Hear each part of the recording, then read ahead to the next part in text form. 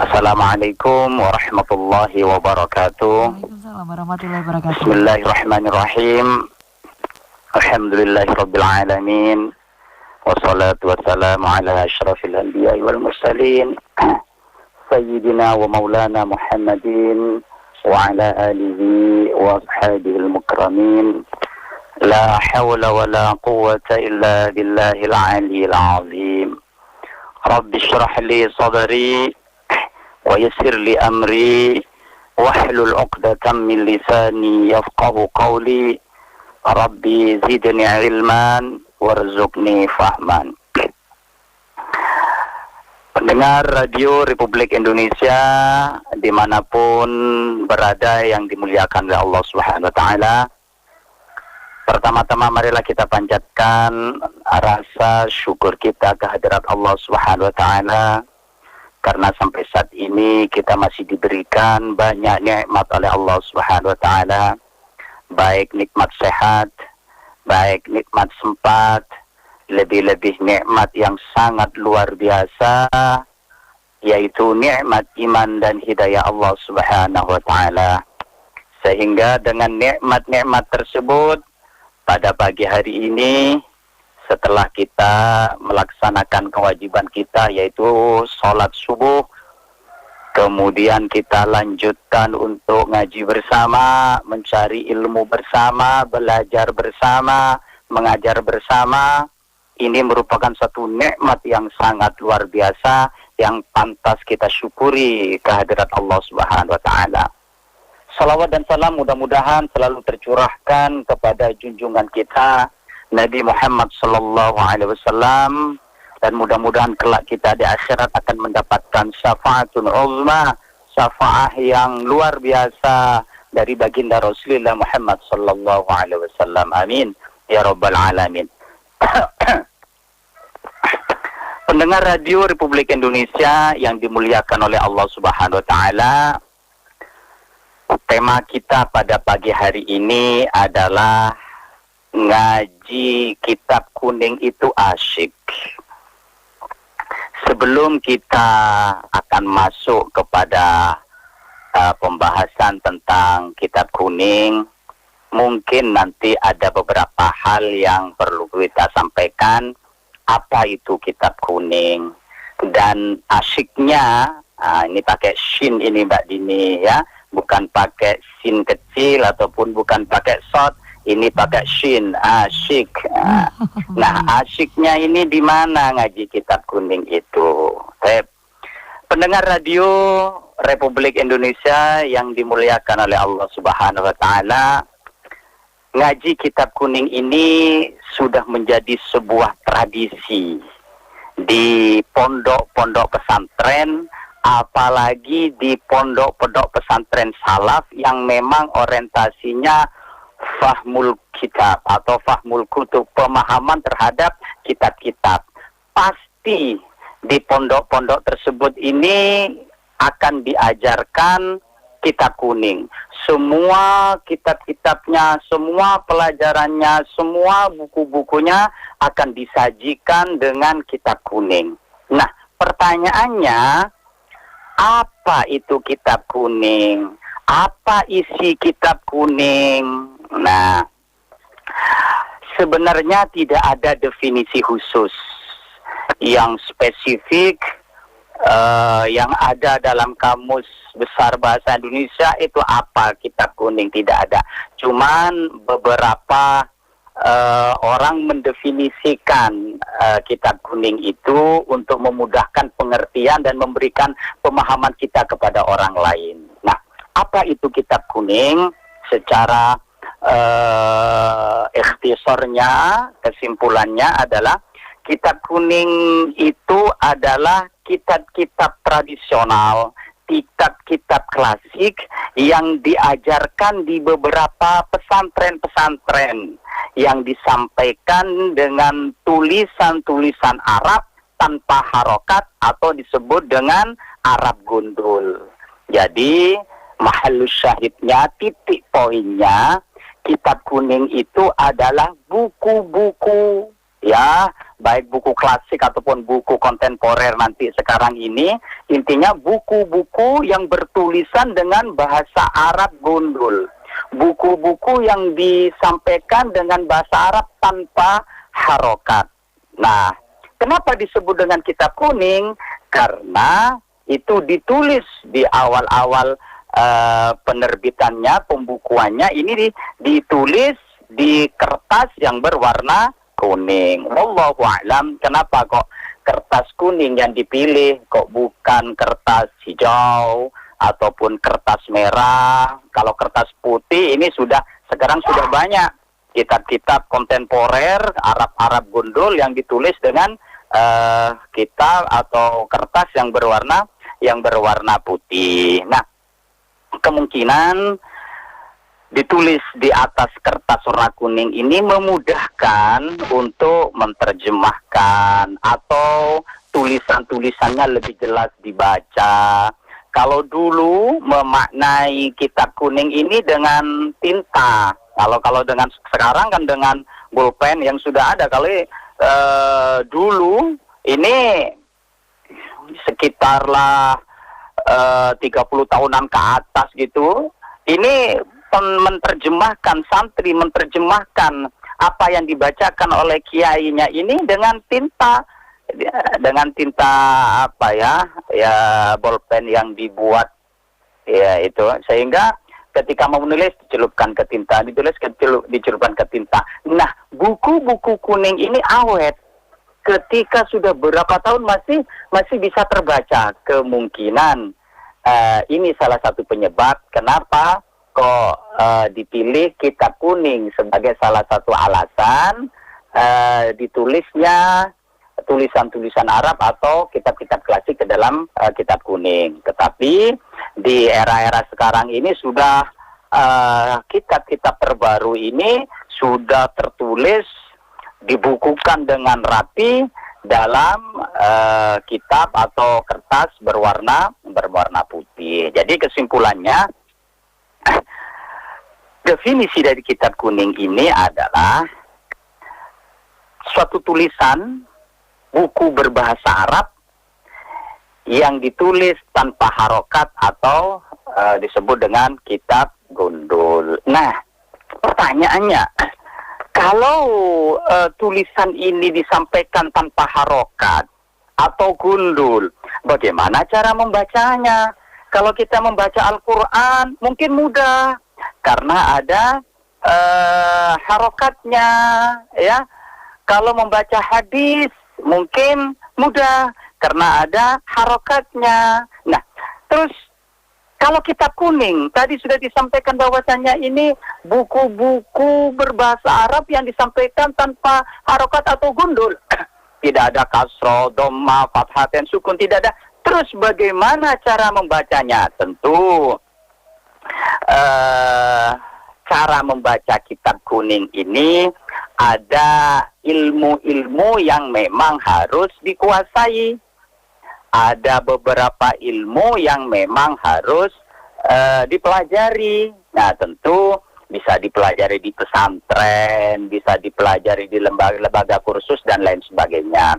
Bahkan sekarang ini banyak metode cepat belajar baca kitab gundul, atau boleh dikatakan belajar baca kitab kuning bahasa Arab tanpa harokat. Banyak ada metode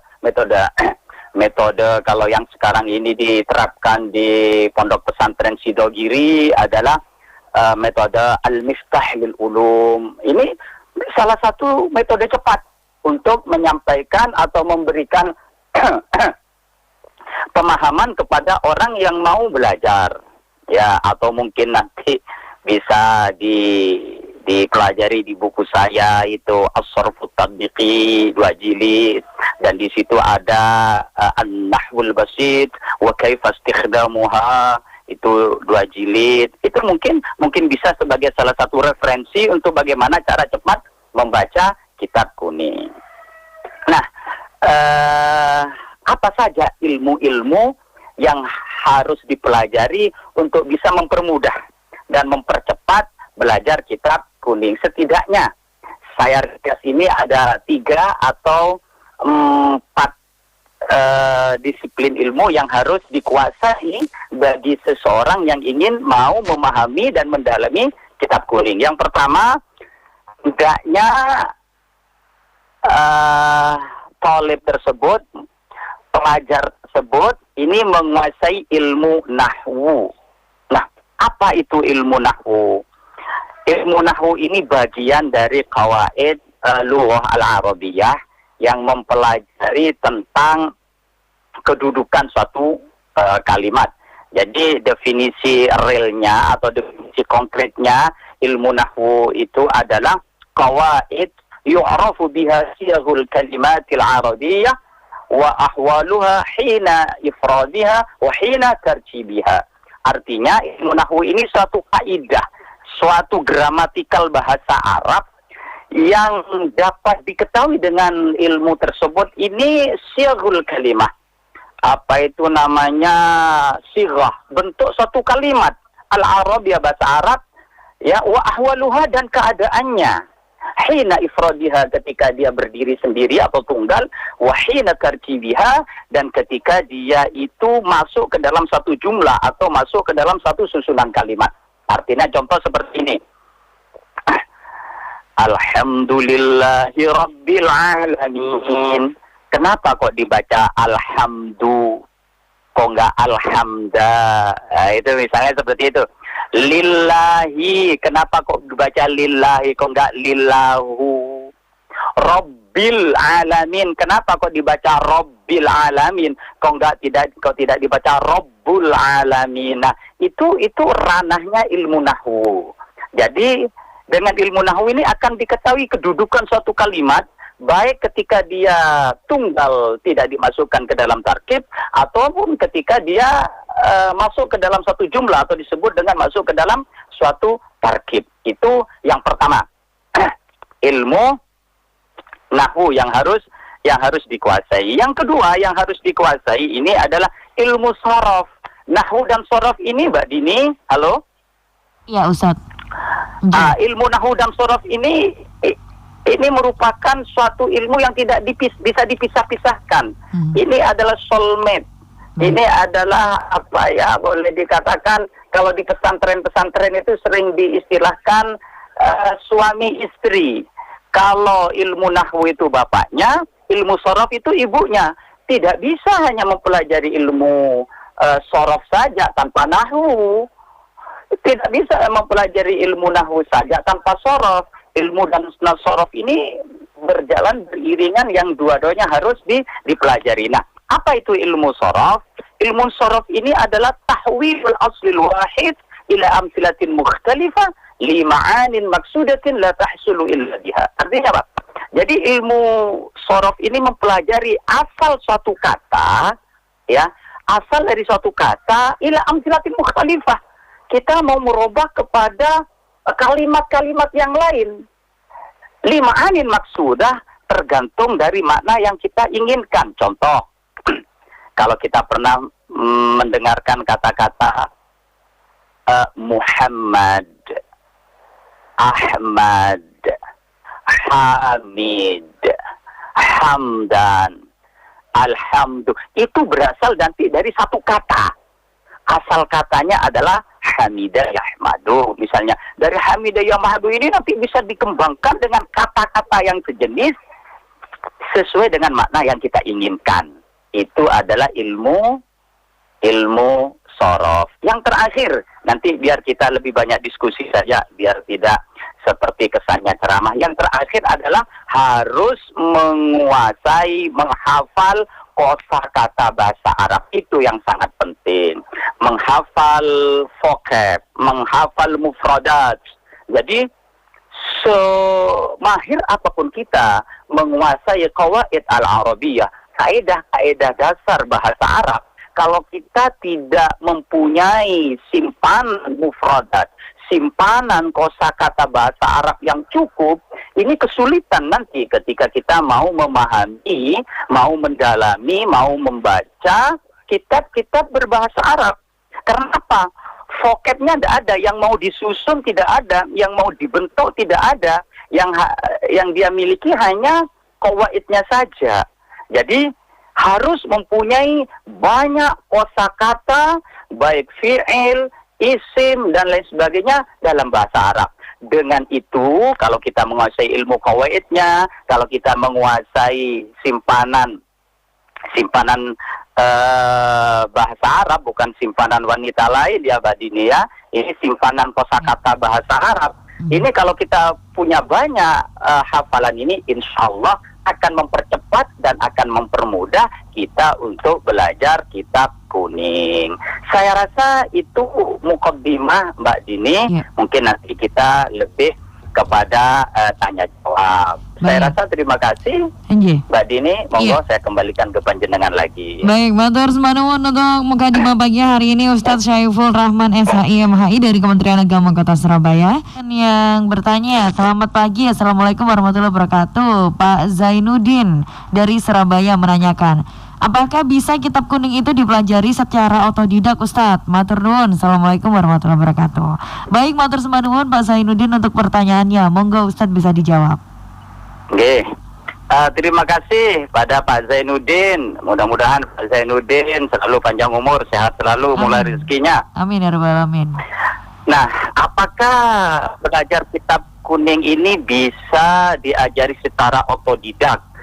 Kalau itu dari awal nol, menurut saya sulit. Belajar suatu ilmu harus ada gurunya, Mbak ini. Jadi kalau tanpa guru, khawatir gurunya adalah syaitan. Ya, jadi menurut saya tidak bisa orang nol putul belajar ilmu dari secara otodidak. Harus ada muqaddimah atau harus ada setidaknya muqaddimatul ilmihnya. Artinya apa ya? Permulaan-permulaan. Ketika sudah pernah belajar, kemudian diingat-ingat secara otodidak, kemungkinan bisa. Jadi apalagi belajar qawaid atau belajar Al-Quran, belajar makharijul huruf, belajar sautiyah, apalagi belajar balaghah dan lain sebagainya. Kalau belum pernah belajar, terus mau diotodidakkan sendiri, ini sulit. Boleh dikatakan tidak mungkin. Tidak ada kata yang tidak mungkin. Oke lah, artinya dia harus pernah belajarlah dulu muqaddimahnya, pemanasannya, luar-luarnya saja. Setelah itu terus otodidak kemungkinan bisa. Jadi kalau belum pernah belajar, ada orang belum pernah belajar baca kitab kuning, belum pernah belajar nahwu shorof, tiba-tiba beli buku sendiri, qawaid, gramatikal bahasa Arab dipelajari sendiri, itu kemungkinan besar sulit dan lama untuk memahaminya. Jadi intinya harus belajar dulu kepada seorang guru, walaupun sedikit, kemungkinan nanti itu bisa diperluas dan diperlebar wawasannya secara otodidak. Kurang lebih begitu Mbak Dini. Baik, matur nuwun jawaban dari pertanyaan Pak Zainuddin Ustadz. Matur nuwun Pak Zainuddin untuk pertanyaannya. Kemudian pagi hari ini wonten juga Ibu Diana. Assalamualaikum warahmatullahi wabarakatuh. Ustadz mau menanyakan apa sih bedanya kitab kuning dengan kitab yang lainnya dan apa keutamaannya belajar kitab kuning? Matur nuwun. Baik, matur nuwun Ibu Diana untuk pertanyaannya di pagi hari ini. Monggo Ustadz. Oke, terima kasih Ibu Diana. Mudah-mudahan Ibu Diana sehat selalu, panjang umur, murah rezekinya, amin. Apa bedanya belajar kitab kuning dengan kitab-kitab yang lain dan apa keutamanya? Tentu, kalau kita belajar kitab kuning ini, kita ini di antara manfaatnya adalah kita memaksakan diri, mengharuskan diri untuk belajar ilmu yang lain. Contoh, ilmu nahwu, ilmu shorof, memperbanyak kosakata. Secara tidak langsung kita akan diarahkan untuk menguasai ilmu yang lain. Seperti itu. Ya. Jadi kalau apa bedanya belajar kitab yang lain yang ada harokatnya? Secara keilmuan atau secara penyerapan keilmuan sih mungkin tidak ada bedanya. Atau apa yang disampaikan sama. Tetapi sensasinya, artinya kebanggaan.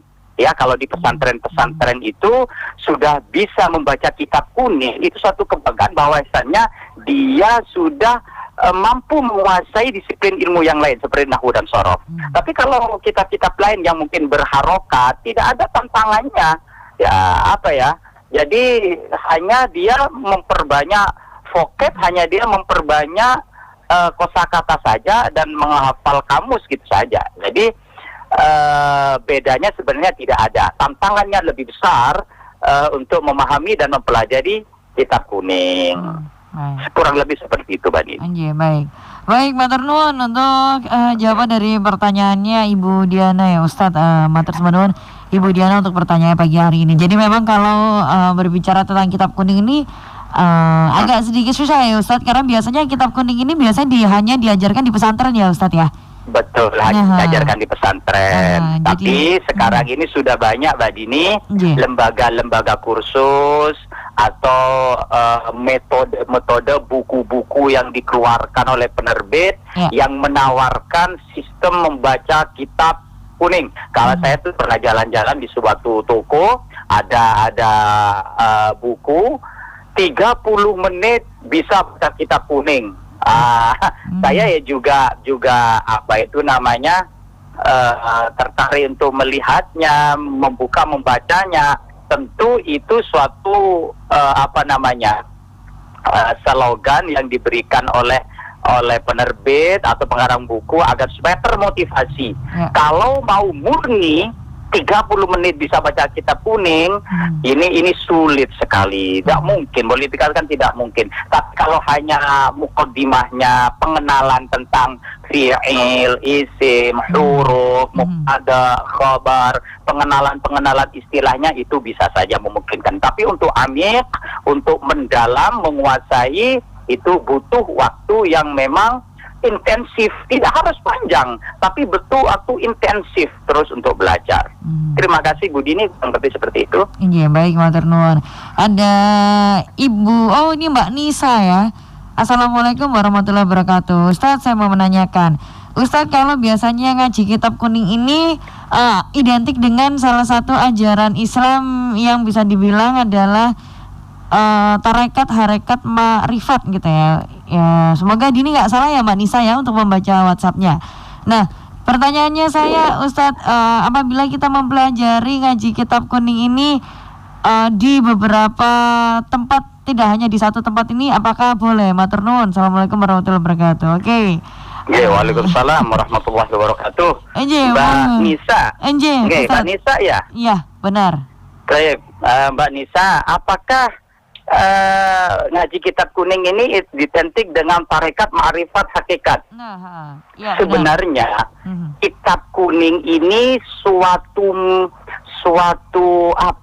metode untuk membaca beberapa referensi asik, beberapa referensi buku bahasa Arab yang tanpa harokat. Jadi isi dari kitab kuning ini tidak selalu tarekat, ma'rifat, dan hakikat. Jadi kitab-kitab kuning ini isi apa yang dipelajari dalam kitab kuning. Ini ada tafsir, ada balaghah, ada usul fiqh, ada banyak ilmu-ilmu, ada mantiq, ada ulumul Quran, ada mustalah hadis, ada asbabul wurud dan lain sebagainya. Itu sebenarnya suatu buku-buku yang disampaikan, yang dipaparkan dalam keadaan tanpa harokat. Itulah yang disebut dengan kitab kuning. Bisa saja nanti tulisan-tulisan atau referensi-referensi tarekat, referensi-referensi ma'rifat, hakikat dan lain sebagainya, ketika dia tertulis dalam bahasa Arab yang tanpa harokat, yaitu termasuk kepada jenis kitab kuning. Tetapi untuk memahami tarekat, ma'rifat, hakikat ini adalah disiplin ilmu tersendiri. Jadi memang harus berguru harus punya guru. Ketika mau kita bertarekat, kita harus mencari guru tarekat kita. Kita mau berhakikat, artinya harus mempelajari ilmu-ilmu syariahnya. Begitu juga dengan ilmu ma'rifat. Jadi tarekat hakikat ma'rifat ini seharusnya memang dipelajari tersendiri, Bu Dini, ya, harus punya guru sendiri. Sebenarnya tidak ada kaitannya dengan kitab kuning. Ada kaitannya adalah ketika dia disajikan, dipaparkan dan diberikan dengan bahasa Arab gundul tanpa harokat, baru masuk kepada mempelajari kitab kuningnya itu atau apa bahasa Arab gundulnya seperti itu. Kurang lebih seperti itu. Dan ini tadi Mbak Nisa menanyakan juga, Ustadz, bagaimana ketika belajar kitab kuning ini dari satu pesantren ke pesantren yang lainnya, apakah sama metode pengajarannya? Matur nuwun. Baik, matur nuwun, Mbak Nisa. Isi substansi dari apa yang diajarkan ketika belajar kitab kuning, isi dan substansi ya, ini insya Allah sama semua. Tetapi metode yang disampaikan mungkin berbeda-beda. Pesantren di sini, misalnya Sidogiri memberikan kemudahan belajar kitab kuning dengan Al-Miftah lil Ulum. Jadi Al-Miftah lil Ulum ini sudah diberikan pelatihan kepada beberapa pesantren-pesantren bahkan di luar negeri juga. Metode sistem membaca kitab Al-Miftah lil Ulum. Mungkin ada pesantren lain memberikan metode cepat membaca kitab. Metode bisa berubah, tetapi substansi yang ingin disampaikan pasti sama. Jadi bagaimana? Apakah boleh? Boleh-boleh saja memperbanyak ilmu, memperbanyak guru, memperbanyak tempat belajar, tabarukan untuk semua pesantren atau tabarukan untuk semua guru, sehingga kita bisa menimba ilmu dari berbagai macam pesantren, dari berbagai macam metode, dari berbagai macam asatid atau ustadzat. Kurang lebih seperti itu, Bu Dini. Baik, matur nuwun Ustadz untuk jawaban dari pertanyaan Mbak Nisa pagi hari ini. Karena sudah di menit ke-45 Ustadz, monggo untuk simpulan dari Mukadimah pagi hari ini. Kenapa? Monggo untuk simpulan Mukadimah di pagi hari ini Ustadz. Anje. Pendengar radio Republik Indonesia dimanapun berada yang dimuliakan oleh Allah, intinya ngaji kitab kuning itu asyik dan benar-benar asyik. Kenapa kok dinamakan benar-benar asyik? Karena kita bisa mampu, yang paling utama ini, mampu membaca pikiran penulis secara langsung. Jadi bukan sudah alih bahasa. Ketika kita membaca al-umnya Al-Imam Asy-Syafi'i, berarti kita langsung membaca pikirannya Al-Imam Asy-Syafi'i. Tetapi ketika kita membaca terjemahan, itu berarti kita adalah memahami maksud dari penterjemah. Belum tentu dari penterjemah yang diinginkan oleh penulis itu sama dengan penterjemah. Bisa saja suatu kitab ketika diterjemahkan oleh 2, 4, 5 orang, ini terjemahannya mungkin berbeda-beda. Tetapi ketika kita mempelajari langsung dari kitab kuning, berarti kita betul-betul langsung memahami apa pikiran dari si penulis tersebut. Itu yang pertama. Yang kedua, belajar kitab kuning ini tidak susah, tidak ribet dan tidak sulit. Cuman butuh kesabaran dan keseriusan. Butuh intensif, yang belajar secara intensif. Jadi dalam kaidah bahasa Arab itu atau peribahasa bahasa Arab itu adalah la astashilanna sa'ba au udrikal muna. Niscaya kesulitan itu akan saya anggap suatu mudah, au udrikal muna, sampai saya ini meraih apa yang saya inginkan. Terapkan dalam pikiran kita, mudah ngaji kitab kuning, mudah untuk belajar kitab kuning. Kurang lebih seperti itu, Mbak Dini. Mudah-mudahan ada manfaatnya. Amin ya rabbal alamin. Baik Ustadz, matur sembah nuwun untuk ilmunya di pagi hari ini Ustadz bersama Perumpat TRRI Surabaya.